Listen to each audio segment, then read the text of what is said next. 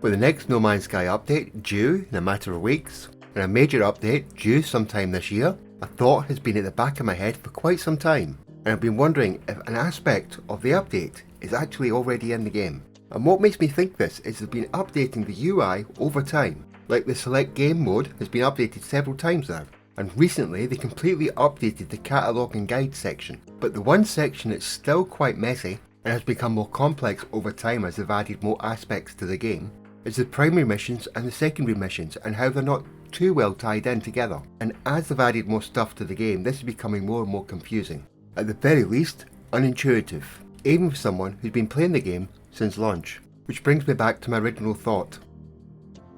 On the catalogue section, they've added wonders, which is a record of your discoveries with the ability to save some on your journey.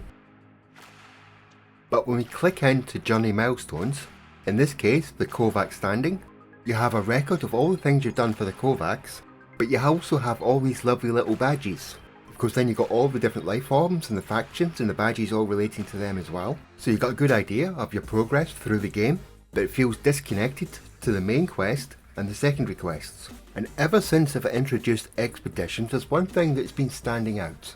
A lot of the tasks, the milestones, the badges that you collect, relate to things that you have to do in the main quest or the secondary quests. Yes, there's slight differences, but fundamentally there's a lot of similarities. But what I find interesting is the different phases and the milestones as you progress, which gives you a clear idea of what has to be done and what you still have to do.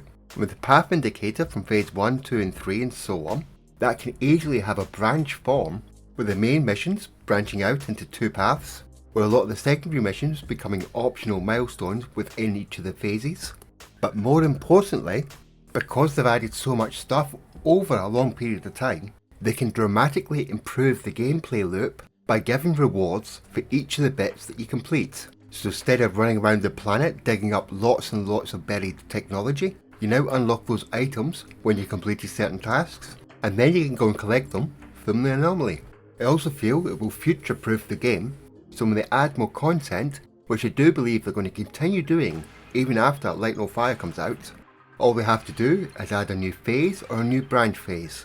In my opinion, this would reduce the grind somewhat and bring the main quests and the secondary quests in line with all the other updates that have come. Now I don't know if this is what they're actually going to introduce, it's just some of my thoughts, and if they do introduce something like this is not going to be the end all and be all of the large update that's coming. In my opinion, it's just going to be a small aspect of it. If not, it should be. But what do you think? Do you think this would improve the gameplay loop dramatically and make all future updates easier to implement?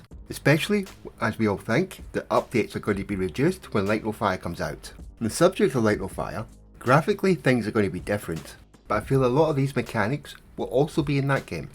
I hope you liked the video, and if you did, hit that like and subscribe button, or on the bell thingy. And of course, thank you for watching. See you all later.